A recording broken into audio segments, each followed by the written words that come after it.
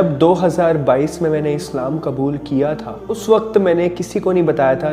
मतलब आप ऐसे समझ लो, 1 साल तक मैंने अपनी ज़ुबान से अपने माँ बाप को ये चीज़ नहीं बोली थी कि मैंने इस्लाम कबूल कर लिया है, मैं मुसलमान हो गया हूँ। ये अपनी ज़ुबान से मैंने बिल्कुल भी नहीं बोला था, ना ही मेरे माँ बाप को, ना ही किसी को।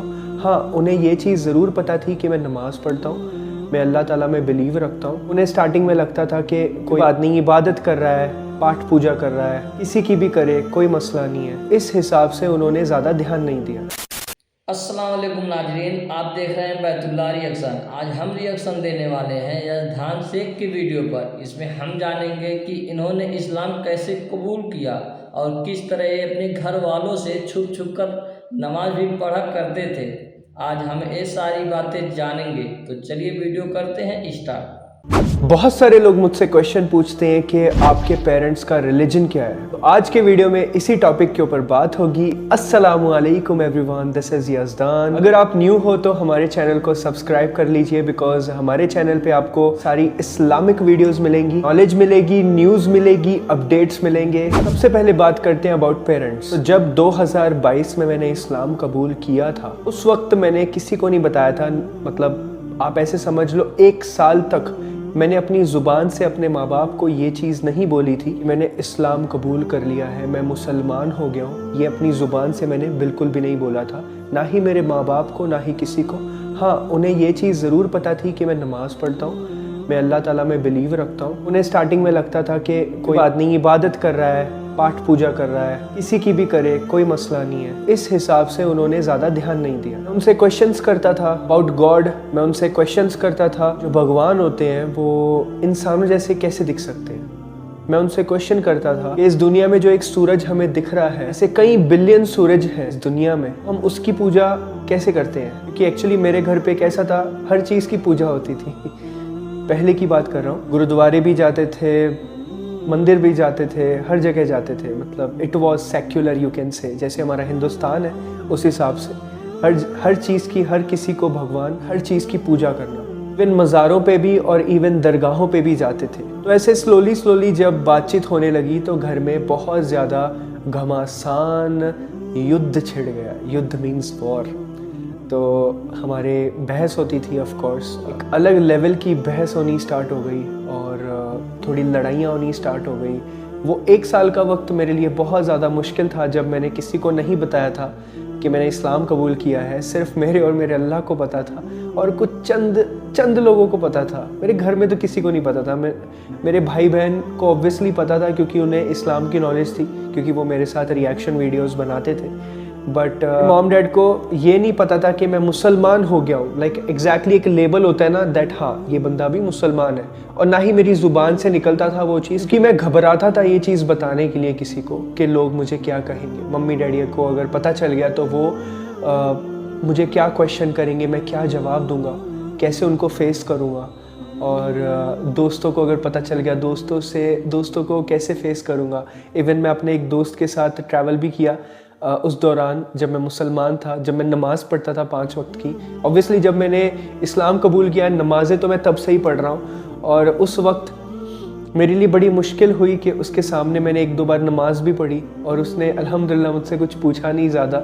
मुझे बहुत ऑकवर्ड लगता था, इधर मैं नमाज़ पढ़ रहा हूँ, वो मुझे साइड से बैठ के देख रहा है कि भाई ये क्या कर रहा है। तो वो जो होती है ना, और 1-2 बार झूठ बोल के कमरे में बंद करके सोने का बहाना करके गया मैं, सो दैट मैं नमाज़ पढ़ सकूं और किसी को पता ना चले मैं नमाज़ पढ़ रहा हूँ। जब ट्रैवल कर रहा था, किसी की शादी थी उस टाइम, उस वक्त की बात कर रहा हूँ मैं।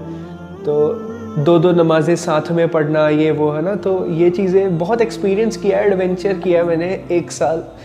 It was not easy. तो ऐसे करते करते मेरे मॉम डैड को इस्लाम की नॉलेज दी है मैंने उनसे क्वेश्चंस किए। देखो, अगर हम किसी पे कोई चीज़ थोपेंगे ना, तो कभी भी कोई शख्स उस चीज़ को एक्सेप्ट नहीं करेगा, क्योंकि वो बचपन से वो चीज़ कर रहे हैं, तो वो क्यों एक्सेप्ट करेगा, राइट। तो मैंने थोड़ा सा दिमाग से काम लिया, क्योंकि मुझे भी जब लोग स्टार्टिंग में बोलते थे ना, आप इस्लाम कबूल कर लो, आप इस्लाम कबूल कर लो, मेरे को बहुत गुस्सा आता था उन लोगों पे। मैं बोलता था यार ये कितने बेवकूफ़ लोग हैं, कैसी बातें कर रहे हैं ये लोग, ये मुझे ऐसे क्यों बोल रहे हैं, और मैं ज़िंदगी में कभी इस्लाम कबूल नहीं करूँगा, ऐसा बोलता था मैं अपने मन में। बट देख लो अल्हम्दुलिल्लाह अल्लाह का करम है। तो अल्लाह ताला जिसको हिदायत दे, अल्लाह ताला की मर्ज़ी है। हम कोई नहीं होते किसी को हिदायत देने वाले, हमारा काम है पैगाम पहुंचाना। तो मैंने वही किया, एक खालिस नीयत रख के मैंने माँ बाप को पैगाम दिया, पैगाम पहुंचाया और मुसलसल 1 साल तक पैगाम पहुंचाता रहा, जिसकी वजह से उनकी नॉलेज में इजाफा हुआ।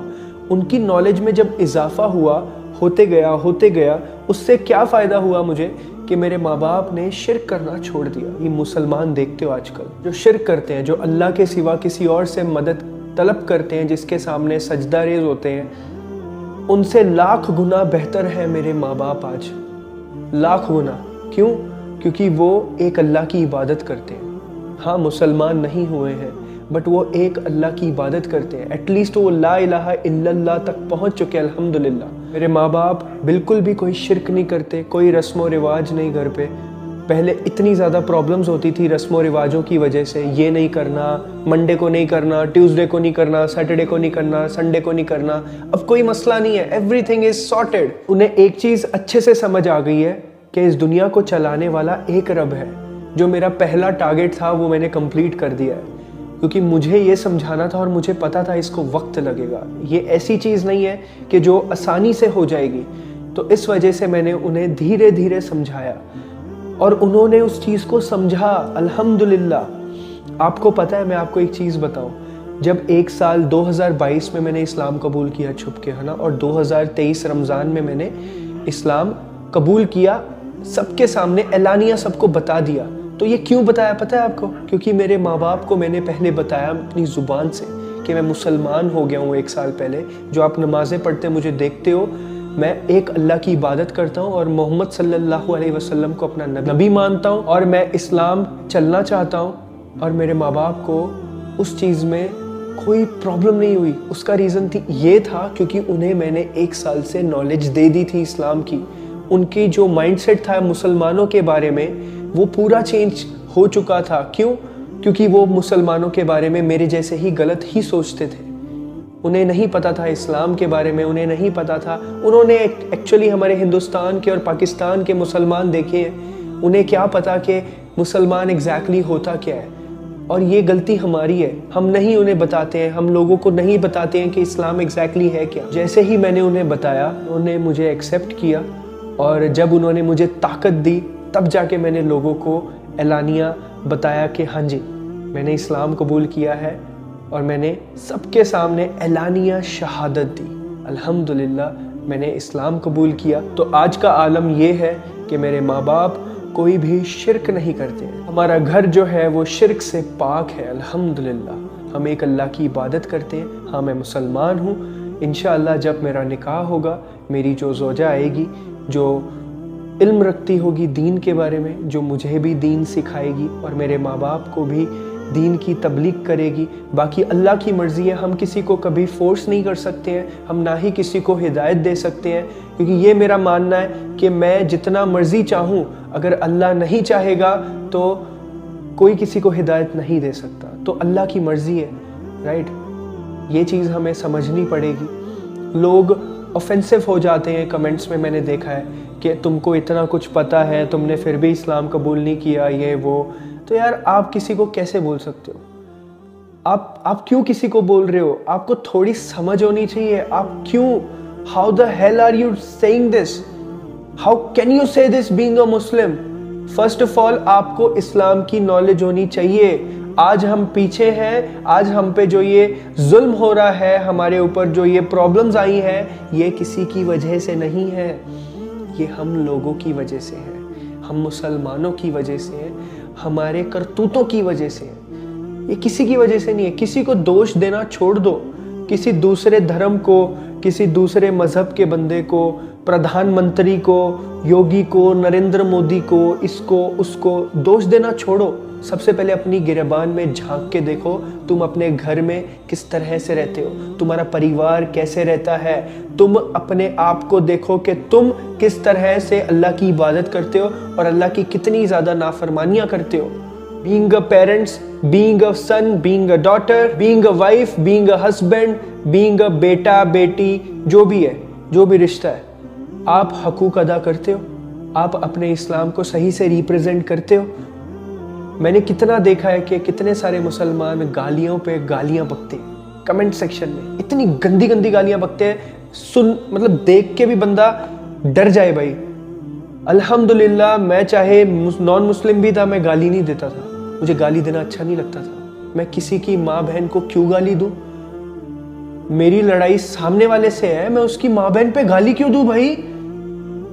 ऐसा मैं सोचता था पहले, अभी तो मैं बिल्कुल भी नहीं दे सकता किसी को गाली, क्योंकि इस्लाम में ये हराम है, आप किसी को अपनी जुबान से तकलीफ दो। तो आप कैसे किसी को गाली दे सकते हो यार? और दूसरी बात आती है, मैंने देखा है लोगों को, अभी जैसे हाल ही में मुफ्ती सलमान अजहरी साहब को अरेस्ट किया। अभी आप मुझे एक बात बताओ, आप खुद सोचो कि किसी दूसरे वर्ग के मतलब दूसरे रिलीजन के लोगों को लगा कि मुफ्ती सलमान अजहरी साहब ने गलत बोला, हेट स्पीच दी, राइट? हालांकि हमारे नज़दीक वो बिल्कुल भी हेट स्पीच नहीं थी, हमें सबको पता है, ऑब्वियसली उनका कुछ कोई बिगाड़ नहीं सकता है। बट किसी को लगा, उसने रिपोर्ट किया पुलिस थाने में, उसने एफआईआर करवाई और इस वजह से उनको अरेस्ट किया गया। जब एफआईआर होती है तो अरेस्ट करना पड़ता है पुलिस को, ये पुलिस का काम है। और हम अनएजुकेटेड मुस्लिम्स क्या कर रहे हैं सोशल मीडिया पे?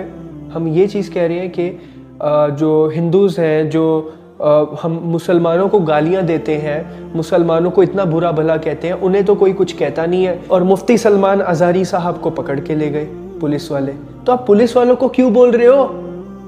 वो किसी इंसान ने उन पे एफआईआर की, तब जाके पुलिस ने पकड़ा ना उनको।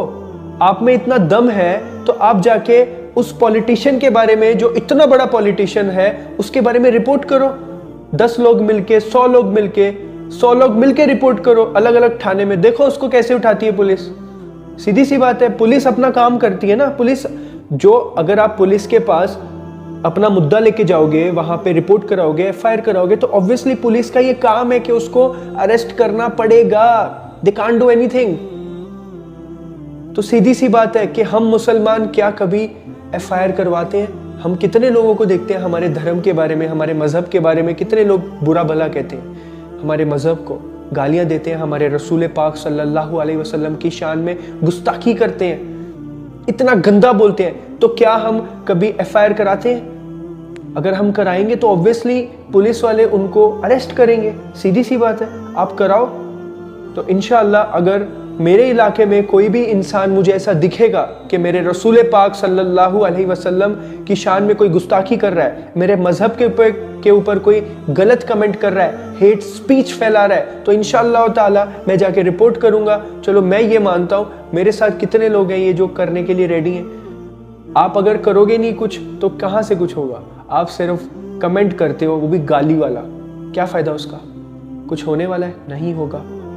सपोर्ट करना है तो सही से करो, लीगली करो, किसी को नुकसान पहुंचाए बिना, लीगली कॉन्स्टिट्यूशन के हिसाब से। ये चीज़ मुझे लास्ट में बोलनी थी। आई नो कि मेरा जो ये टॉपिक था वो था मॉम डैड के बारे में, बट मुझे ये चीज़ भी आप सबको समझानी थी, बतानी थी, सो दैट आप इस चीज़ को प्लीज़ समझो, because it's very very important कि हम लीगली काम करें, जोश में होश ना खोएं।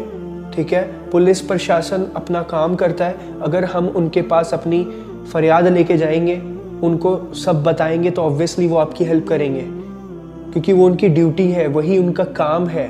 सीधी सी बात है, इस चीज़ को समझो अच्छे से।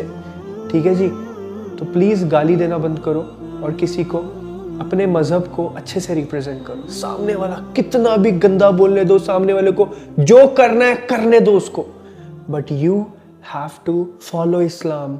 You can not say anything from your जुबान, गंदा नहीं बोल सकते हो।